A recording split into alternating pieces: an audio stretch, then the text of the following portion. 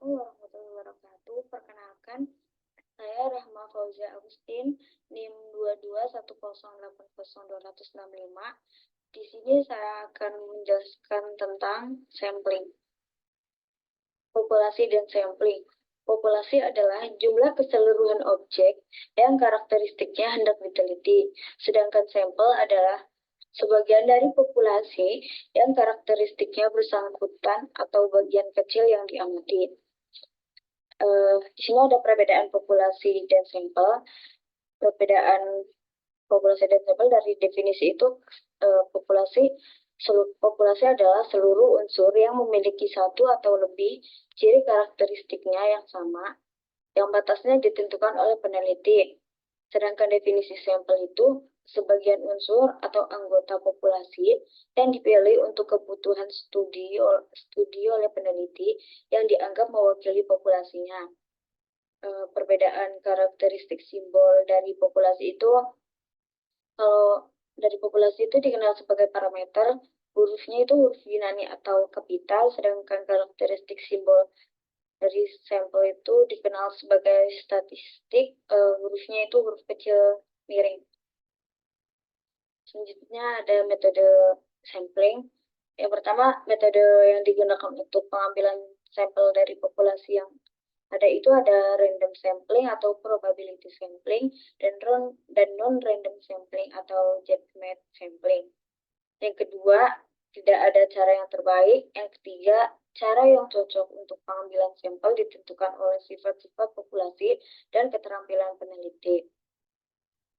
Yang pertama itu ada random sampling. Random sampling adalah sampel yang probabilitas pemilihan masing-masing unsur dalam populasi diketahui sebelum unsur dalam populasi diketahui sebelum pemilihan dan tidak sama dengan nol. Ada teknik random sampling. Teknik random sampling itu ada 4. Yang pertama ada sampel random sampling adalah pengambilan anggota sampel dari populasi yang dilakukan secara acak tanpa memperhatikan strata yang ada dalam populasi itu. Yang kedua, pengambilan sampel sistematis adalah metodologi survei di mana elemen dipilih secara berurutan dari populasi yang diurutkan. Yang ketiga ada stratified sampling atau pengambilan sampel bertingkat adalah prosedur pengambilan sampel di mana populasi target dipisahkan menjadi segmen atau strata yang unik dan homogen. Dan kemudian sampel acak sederhana dipilih dari setiap segmen atau stratum. Yang keempat ada cluster sampling adalah teknik pengambilan sampel probabilitas di mana peneliti membagi populasi menjadi beberapa kelompok atau cluster untuk penelitian.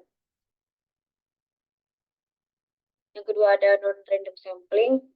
Non-random sampling adalah pemilihan sampel dari suatu populasi tidak harus memberikan kesempatan yang sama kepada semua anggota populasi. Teknik non-random sampling itu ada 3. Yang pertama ada konvensi sampling adalah metode pengambilan sampel non-probabilitas, di mana sampel dipilih berdasarkan beberapa mudahnya bagi peneliti atau berapa banyak orang yang tersedia untuk berpartisipasi. Yang kedua ada purposive sampling adalah teknik pengambilan data dengan pertimbangan tertentu. Yang ketiga ada teknik snowball sampling, yaitu teknik pengambilan sumber data yang pada awalnya jumlahnya sedikit kemudian menjadi membesar. Selanjutnya ada alasan perlu dilakukan sampling itu ada 4. Pertama masalah waktu, ukuran populasi, masalah biaya, dan masalah penelitian. Yang pertama itu ada masalah waktu. Karena dengan sampel, waktu akan semakin cepat dan semakin efektif hingga penelitian. Yang kedua ada ukuran populasi. Populasi yang banyak menjadi pertimbangan untuk peneliti. Pengambilan data tidak harus pada seluruh populasi, maka dibutuhkan sampel. Yang ketiga adalah masalah biaya, karena dengan membuat sampel itu pasti membutuhkan biaya. Yang keempat ada seluruh populasi. Yang keempat ada masalah ketelitian. Seluruh populasi tidak menggambarkan apa yang kita teliti, tetapi dalam populasi ada format tertentu yang perlu kita ambil datanya.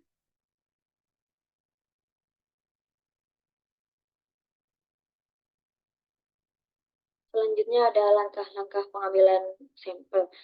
Yang pertama ada tentukan target populasi. Jadi kita menentukan targetnya itu di mana lokasinya juga. Yang kedua ada mendaftar seluruh elemen unit populasi. Kita harus mendaftar dari yang pertama sampai yang terakhir di elemen unit, di seluruh elemen unit. Yang ketiga ada menentukan sumber informasi. Yang keempat ada menentukan jumlah anggota sampel. Jadi kita nanti menentukan anggotanya itu ada berapa, terus yang diambil itu cuma ada berapa, ada beberapa orang aja. Dan kelima ada menentukan teknik sampling.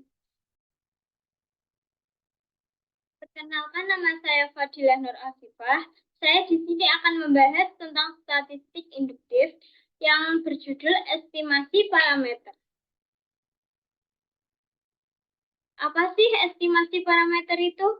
Estimasi parameter yaitu keseluruhan proses menduga suatu parameter pada populasi yang tidak diketahui nilainya dengan menggunakan statistik sampel. Parameter populasi ini disebut juga dengan nilai sebenarnya atau true value. Ada beberapa macam parameter.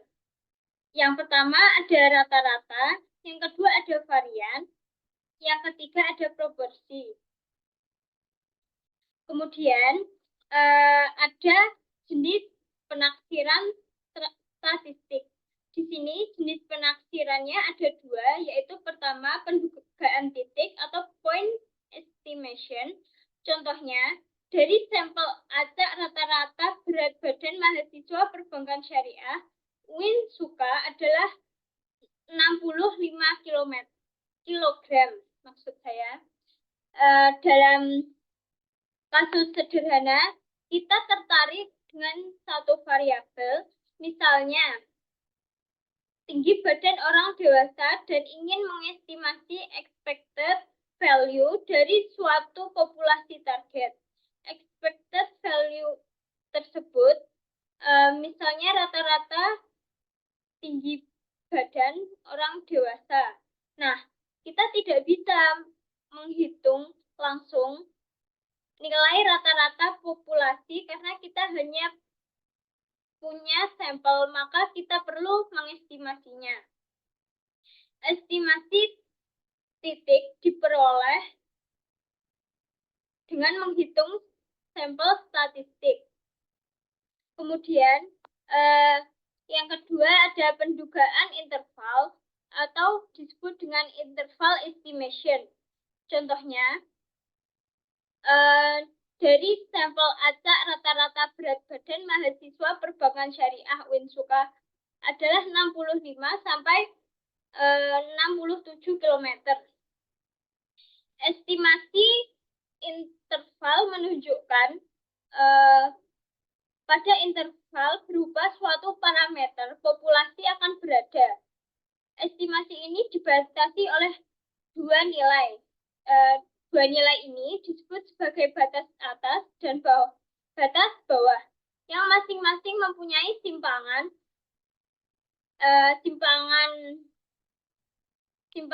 sigma dari estimatornya. Besarnya sigma akan tergantung kepada yang pertama, ukuran sampel acak yang digunakan.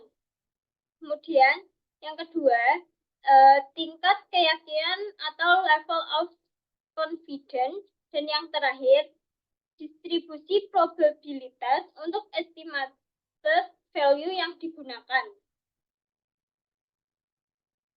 Kemudian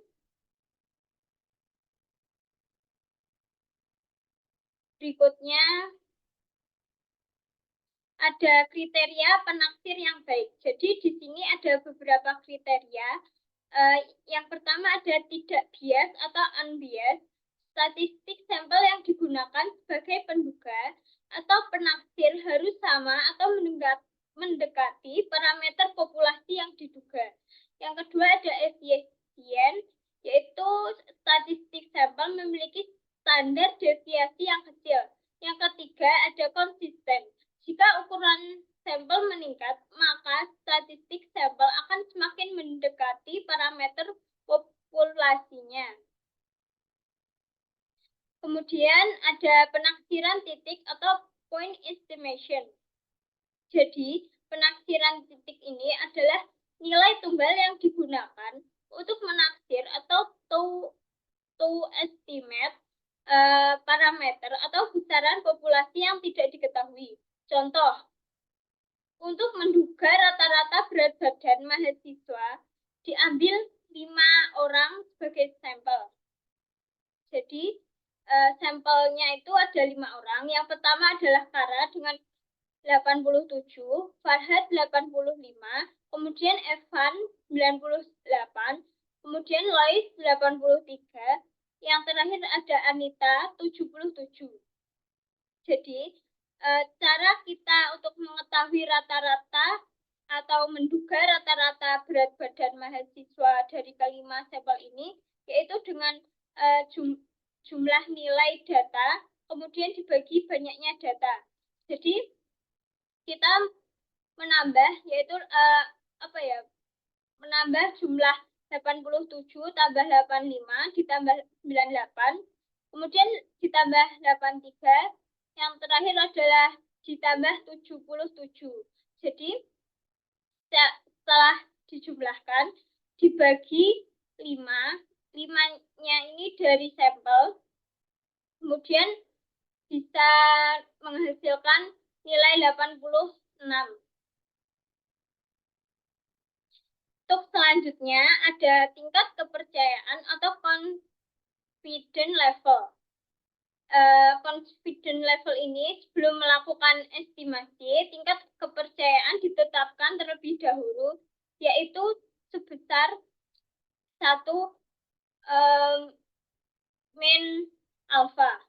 Tingkat kepercayaan ini apa sih? Tingkat kepercayaan ini adalah tingkat kepercayaan sejauh mana statistik sampel dapat mengestimasi dengan benar. Alfa ini adalah tingkat signifikansi ambang batas yang digunakan untuk menentukan signifikansi jika nilai kesalahan kurang atau sama dengan tingkat signifikansi. Data tersebut dianggap signifikansi secara statistik. Kemudian estimasi rata-rata. Jadi ini ada beberapa estimasi rata-rata dibagi mungkin ada 4. Yang pertama adalah estimasi rata-rata sampel, besar sampel lebih dari 30, kemudian sigma diketahui bahwa eksperimen Z alpha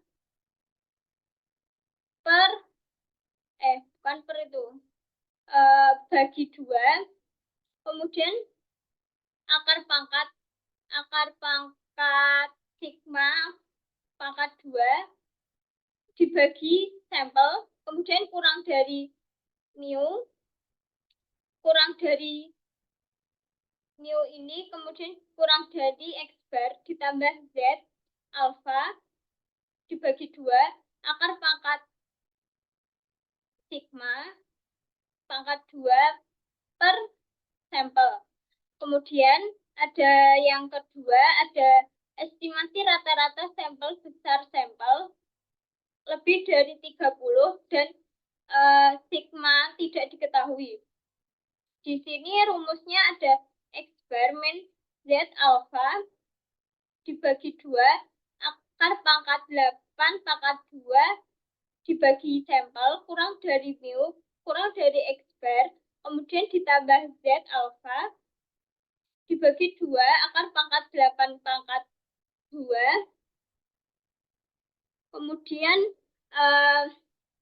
kemudian itu ada dibagi sampel. Untuk yang ketiga ini ada estimasi rata-rata sampel kecil sampel kurang dari 30. Di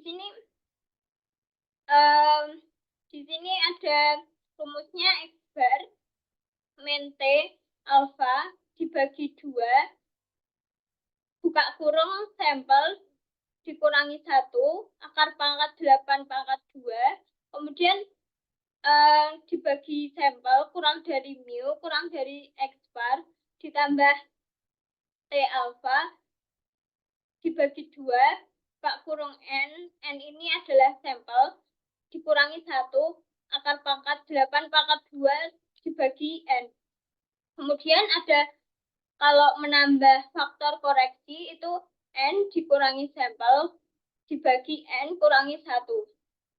Di kedua sisi ini, jika jumlah sampel N atau sampel atau N lebih dari 0,05, jadi rumusnya itu ada X bar min Z alfa bagi 2 alfa dibagi akar pangkat sampel, kemudian akar pangkat N dikurangi sampel dibagi N dikurangi 1, kurang dari mu, kurang dari X bar, ditambah Z alfa kurang akar pangkat 2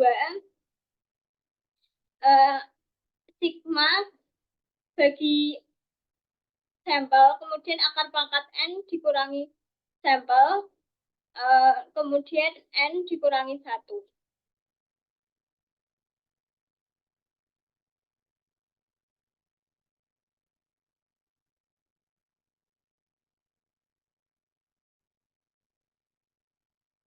Selanjutnya, saya akan membahas tentang uji hipotesis satu sampel.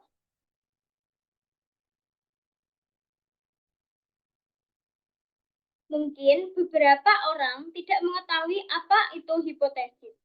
Hipotesis sendiri memiliki arti pernyataan tentang parameter populasi yang harus diverifikasi. Uji hipotesis adalah suatu prosedur yang didasarkan pada sampel dan teori probabilitas untuk menentukan apakah hipotesis merupakan suatu yang masuk akal dan bisa dibuktikan kebenarannya. Selanjutnya, ada beberapa langkah uji hipotesis. Di sini terdapat 6 langkah uji hipotesis. Yang pertama ada membuat hipotesis, yang kedua adalah memilih tingkat signifikansi, yang ketiga ada memilih uji statistik, yang keempat ada membuat aturan keputusan, yang kelima ada ambil sampel, kemudian beri keputusan, dan yang terakhir adalah interpretasi hasil.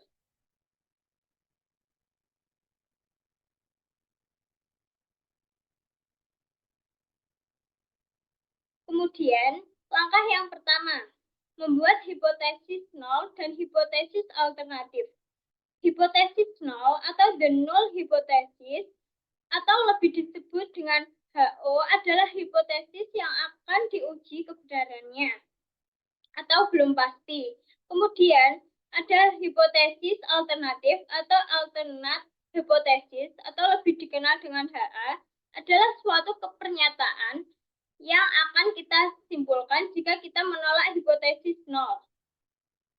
Kemudian, hipotesis alternatif disebut hipotesis penelitian atau research hipotesis. Misalnya, rata-rata harga tiket pesawat terbang dari Jogja ke Jakarta adalah sebesar 480. Kemudian, hipotesis nolnya atau hipotesis yang akan diuji kebenarannya adalah 480. Kemudian hipotesis alternatifnya yaitu 480.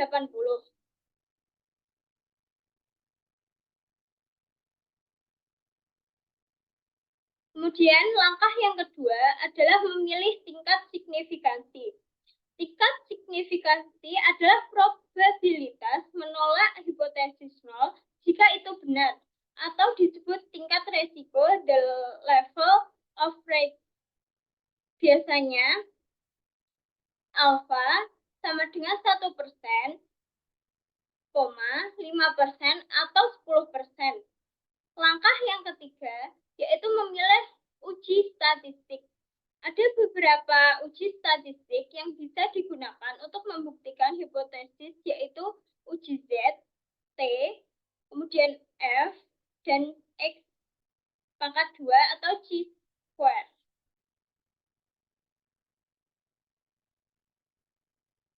Kemudian uji signifikansi. Apa sih uji signifikansi ini? Bila hipotesis direksional, maka pengujian signifikansi atau satu pihak pernyataan hipotesis ini menggunakan kata lebih besar atau lebih kecil, positif atau negatif. Bila hipotesis tidak terarah, maka pengujian signifikansi dua pihak pernyataan hipotesis ini menggunakan kata dengan kata sama, dengan tidak sama, dengan berpengaruh, dan berhubungan. Dari gambar di sini tertera ada daerah penerimaan hipotesis. Di sebelah kanan ini 5%-nya ada daerah penolakan hipotesis. Kemudian yang gambar yang kedua ini,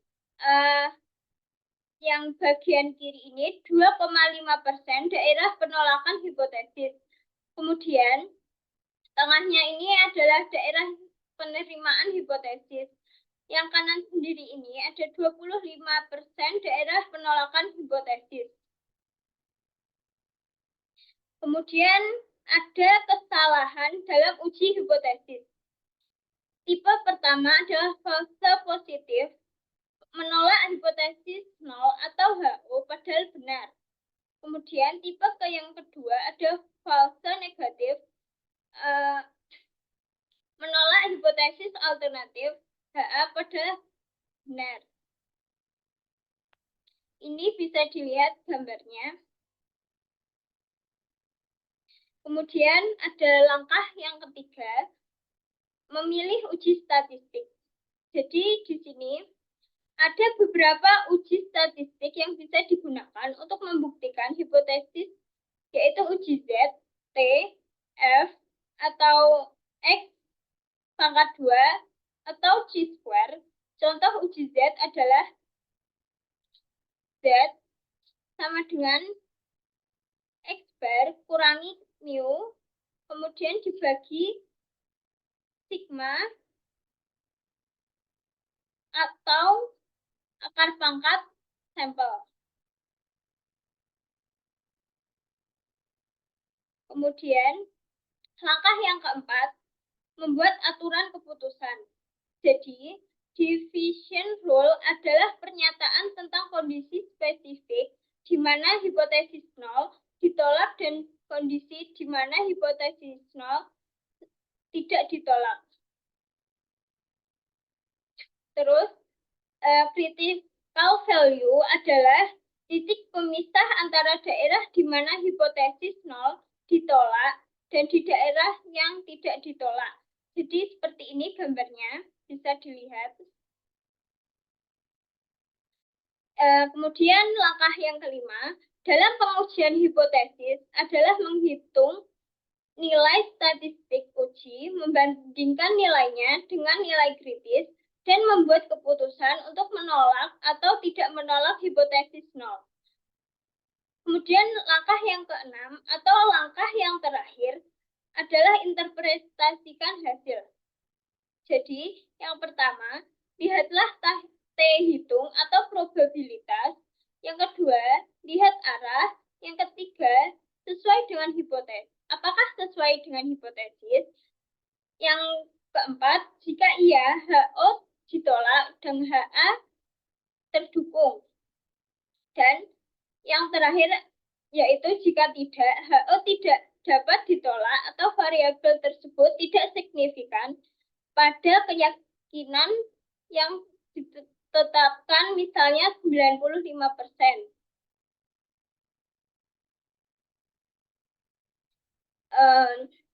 Ini ada sebuah contoh yaitu uji rata-rata sampel besar. Jadi contohnya di sini itu adalah sebuah pabrik ban. Mobil menyatakan bahwa rata-rata jarak yang bisa ditempat sebelum ban aus kehilangan grip 60.000 km dengan standar deviasi 3.500 km. Sebuah rental mobil membeli sebuah 49 ban dan menemukan bahwa rata-rata jarak yang bisa ditempuh oleh mobil dengan menggunakan ban tersebut sebesar 59 km. Nah, dengan 5% ini, apakah kita bisa menyimpulkan bahwa jarak tempuh ban tidak sama dengan 60 km? Di sini HA-nya atau hipotesis nolnya ada 60.000. Kemudian ada HA atau hipotesis alternatifnya ada 60.000 juga. Kemudian memilih tingkat signifikansi 5% yaitu dengan Z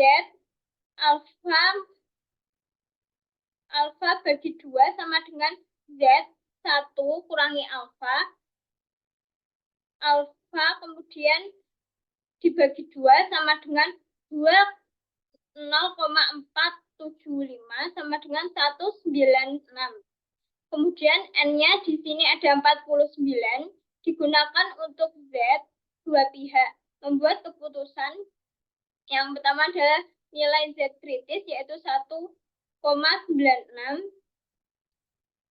Kemudian Z hitungnya yaitu Z X bar main mu kemudian dibagi sigma X bar sama dengan X bar kurangi mu dibagi X alfa per kuadrat akar pangkat N atau sampel. Jadi di sini 59 kilometernya ini dikurangi dengan 60.000. Kemudian dibagi 4.500 per akar pangkat 49. Jadi di sini hasilnya adalah min 1000 dibagi 500. Kemudian ketemu hasil akhirnya min 2.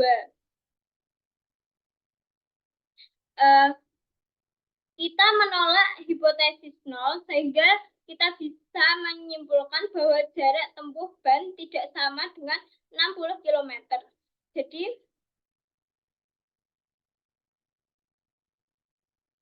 bisa dilihat gambarnya. Jadi menolak HO menerima HO-nya di sini min 2-nya di sini.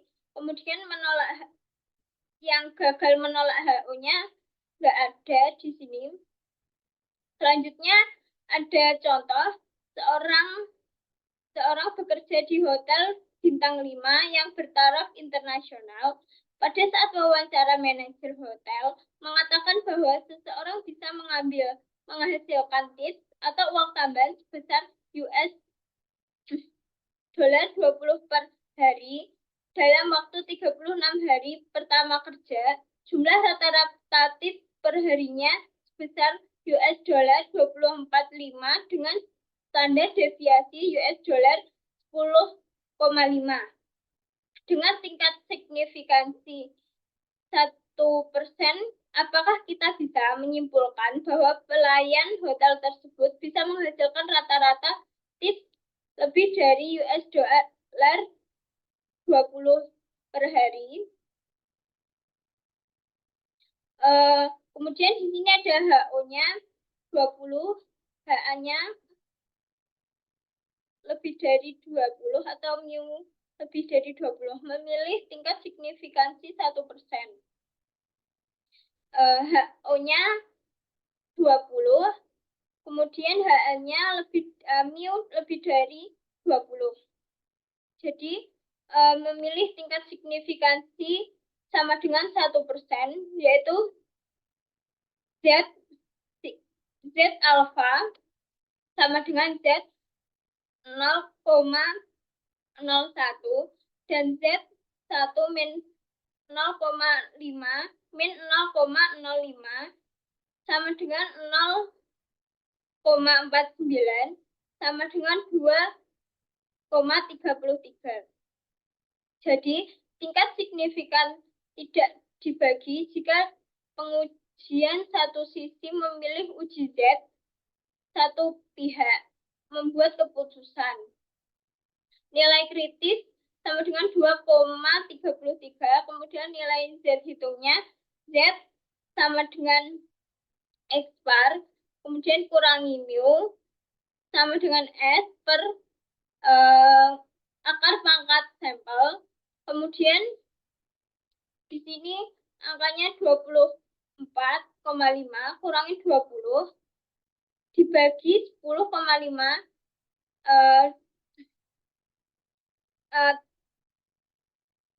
dibagi akar pangkat 36, kemudian hasilnya itu 45 kurangi 1,75 atau 2,75. Jadi di sini posisinya itu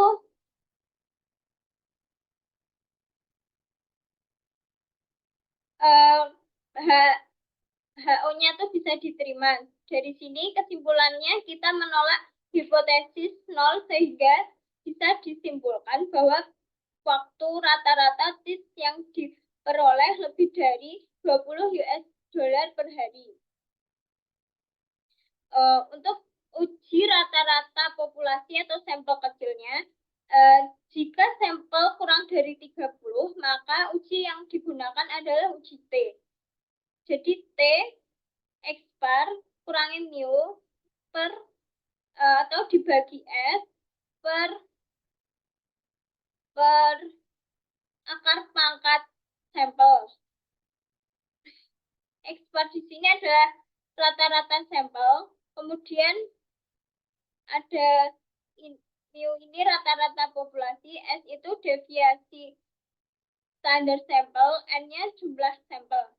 Kemudian di sini ada pada tahun 2014 harga tiket pesawat dari Jakarta ke Singapura rata-rata yaitu 267 US dollar. Harga tiket dengan sampel sebanyak 16 pada tahun 2015 maksud saya itu yaitu US dollar 321, 255, 265, 275, kemudian ada 286, 260, 290, 330, 310, 250, 270, kemudian 280, 299, 265, 291, kemudian yang terakhir ada 274. Pada tingkat signifikansi 1%, apakah kita bisa menyimpulkan bahwa harga tiket pada tahun 2015 akan mengalami kenaikan? Kemudian HO-nya itu ada HO-nya 267, HA-nya mu lebih dari 267. Untuk memilih tingkat signifikansi alfa 1%, kemudian memilih uji T, membuat keputusan nilai T kritis pada tingkat signifikansi 1% dan DF 15 pada uji satu sisi sama dengan 2,602. Tingkat signifikansi tidak dibagi 2 jika pengujian satu sisi. Rumusnya X bar. Ini rumusnya di sini udah tertera ya.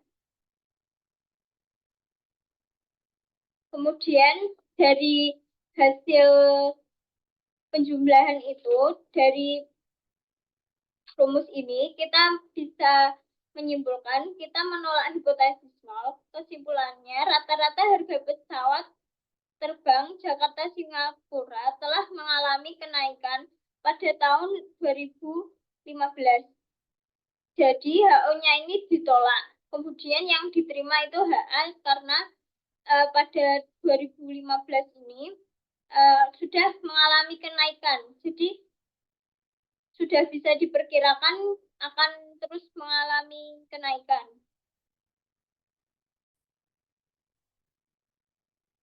Selanjutnya ada uji T-square.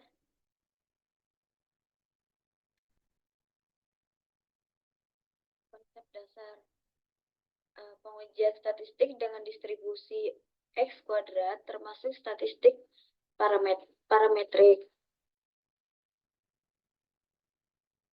Penelitian di bidang ekonomi dan bisnis sering menggunakan data skala nominal atau kategori. Ada jumlah wisatawan itu dinamakan domestik dan asing. Jumlah nasabah dikelompokkan berdasarkan usia, tingkat pendidikan, pendapatan, dan jenis kelamin.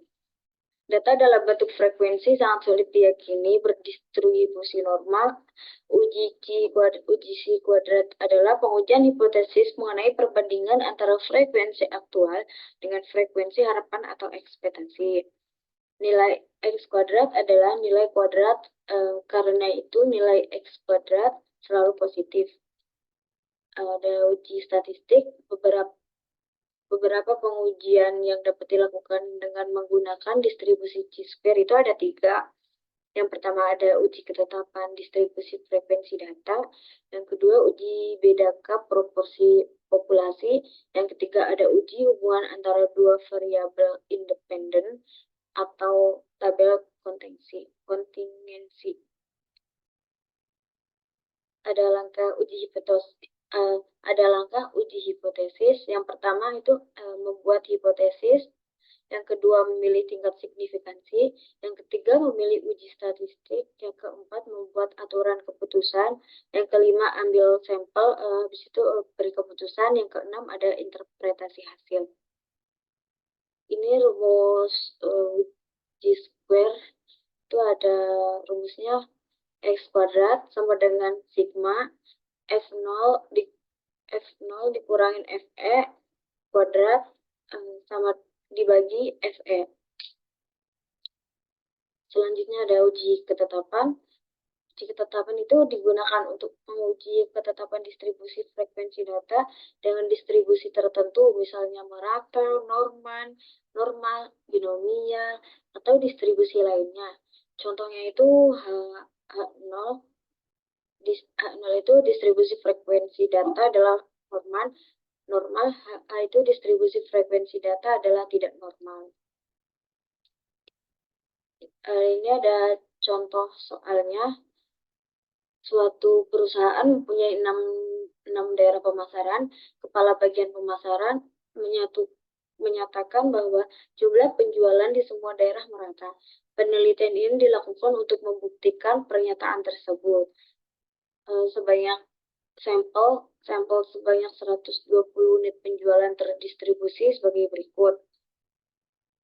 Daerah pemasaran 1 itu penjualannya 24, daerah pemasaran 2 penjualannya 18, daerah pemasaran 3 penjualnya 23, daerah pemasaran 4 penjualannya 28, daerah pemasaran 5 penjualnya 14, dan daerah pemasaran 6 penjualnya 13. Menggunakan signifikansi 5%, apakah data yang terkumpul mendukung pernyataan kepala bagian pemasaran? Ini ada kan tadi hipotesisnya H0 itu distribusi frekuensi data adalah merata, H itu distribusi frekuensi data adalah tidak merata.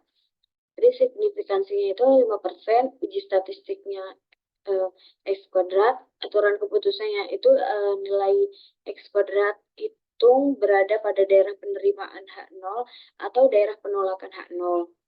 Nilai kritis sebagai batas penerimaan atau penolakan H0, nilai probabilitas atau p-value kurang dari tingkat signifikansi yang ditetapkan. Ini ada pembahasannya itu perhitungannya D dikali F sama dengan K dikurangin 1 sama dengan 6 dikurangin 1 itu sama dengan 5. Frekuensi observed itu F0 sama dengan M. Frekuensi harapan FE N dibagi K, N itu 120 dan K-nya itu 6. Jadi 120 dibagi 6 itu 20. Nilai kritis X kuadrat A D dikali F sama dengan X kuadrat 0,055 sama dengan 11,07. Nilai hitung X kuadrat sama dengan sigma F0 dikurangin Fe kuadrat dibagi Fe sama dengan 8,9. P-value-nya itu 0,113. FO dibagi FO dikurangin FE itu sama dengan 24. Dikurangi 20 sama dengan 4. 4 kuadrat 2 sama dengan 16 dibagi 20 itu hasilnya 0,8. Kesimpulannya itu jadi nilai hitung X kuadrat itu 8,9 berada di daerah penerimaan H0 dan P value lebih besar dari tingkat signifikansi, sehingga keputusan pengujian ini adalah menerima H0 yang berarti mendukung pernyataan kepala bagian pemasaran yang menyatakan jumlah penjualan di semua daerah. Selanjutnya ada uji tabel kontingensi. Ini tuh menguji hubungan dua variabel dependen dan independen. Pengujian keeratan hubungan dua variabel yang menggunakan 2x2 kategori atau 2 kolom dan 2 garis dapat menggunakan koefisien Pi. Pengujian keeratan hubungan dua variabel yang menggunakan lebih dari 2x2 kategori menggunakan koefisien kontingensi persen atau C atau Hammer atau F. Ini rumusnya ada koefisien P, terus ada kontingensi persen atau C, ada Kramer atau F. Contoh soalnya itu manajer SDM suatu perusahaan ingin mengetahui apakah terhadap hubungan ketergantungan independensi antara status perkawinan dengan kebiasaan tidak hadir atau absensi. Simpel yang digunakan adalah 100 orang karyawan dan diperoleh informasi sebagai berikut. Kebiasaan absennya itu sering status perkawinannya. Kawin itu ada 10, tidak kawin ada 20, dan total barisnya itu ada 30. Kebiasaan absen jarangnya itu status kawinnya ada 30, tidak kawinnya 10, dan total barisnya itu ada 40. Kebiasaan absen tidak pernah, status perkawinan kawin itu ada 20, tidak kawin ada 10, total barisnya 30. Kebiasaan absen total kolom yang status perkawinan yang kawinnya itu ada 60, tidak kawinnya 40, total barisnya 100. Berdasarkan sampel tersebut dengan tingkat signifikansi 5%, apakah mendukung dugaan bahwa status perkawinan hubungan dependen dan kebiasaan tidak hadir? Jadi hipotesisnya H0 itu tadi kan status perkawinan dan kebiasaan tidak hadir tidak berhubungan. HA status perkawinan dan kebiasaan tidak hadir berhubungan. Tingkat signifikansinya 5%, uji statistiknya X kuadrat, aturan keputusannya nilai X kuadrat hitung berada pada daerah penerimaan H0 atau daerah penolakan H0. Nilai kritis sebagai batas penerimaan atau penolakan H0, nilai probabilitas atau P value kurang dari tingkat signifikansi yang ditetapkan. Ini ada pembahasannya, perhitungannya D dikali F itu sama dengan K1 dikurangin 1 dikali dikurangin 1 sama dengan 3 dikurangin 1 dikali 2 dikurangin 1 sama dengan 2. Frekuensi observed F0-nya itu N. Frekuensi harapan FE itu sama dengan total kolom dikali total baris dibagi N. Nilai kritis X kuadrat A D dikali F sama dengan X kuadrat 0,052 sama dengan 5,591. Nilai hitung X kuadrat itu sama dengan sigma F0 dikurangin FE kuadrat dibagi FE sama dengan 13,1944. P value-nya itu 0,001, FE sama dengan 60 dikali 30 sama dengan 180 dibagi 100 sama dengan 18. FO dikurangin FE itu 10 dikurangi 18 sama dengan 8. 8 kuadrat 2 2 sama dengan 64 dibagi 18 itu hasilnya 3,55556. Jadi kesimpulannya itu nilai hitung X kuadrat itu 13,194 berada di daerah penolakan H0 dan p-value lebih kecil dari tingkat signifikansi sehingga keputusan pengujian ini adalah menerima HA yang berarti terdapat hubungan antara status perkawinan dan kebiasaan tidak hadir. Pengujian keeratan hubungan dua variabel yang menggunakan lebih dari 2 kali 2 kategori menggunakan koefisien kontingensi person atau C. Ini C sama dengan akar pangkat X kuadrat dibagi X kuadrat ditambah N. C sama dengan akar 13,1944 dibagi 13,19444 ditambah 100. Ini hasilnya C sama dengan akar 0,116564. Jadi itu hasilnya 0,341415. Jadi semuanya itu hubungannya itu lemah. Sekian penjelasan dari saya. Mohon maaf jika ada kesalahan kata. Wassalamualaikum warahmatullahi wabarakatuh.